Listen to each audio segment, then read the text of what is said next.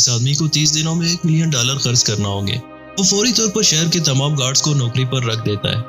अब वो बहुत सी कारें किराए पर लेने के बाद अपनी मकामी फुटबॉल टीम के पास जाता है और वो उससे कहता है कि वो उनके टीम को खरीद रहा है, जिस पर वो लोग उसका मजाक उड़ाने लग जाते हैं। पर तभी ये आदमी एक्सकेवेटर बुलाकर फील्ड के बीचों बीच पैसे डाल देता है। अब पूरी टीम उसकी गाड़ी में उसके साथ एक 5 स्टार होटल में जाती है। होटल पहुंचते ही वो मैनेजर से पूरा होटल बुक करवाने का बोलता है और वहां का महंगा तरीन खाना ऑर्डर कर देता है।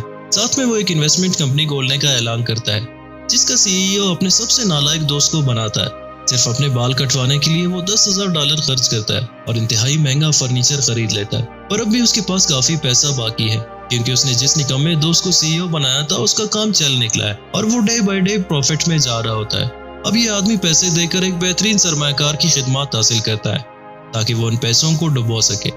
पर वो सरमायाकार आदमी उससे नाराज होकर वहां से चला जाता है। साथ में इस लड़के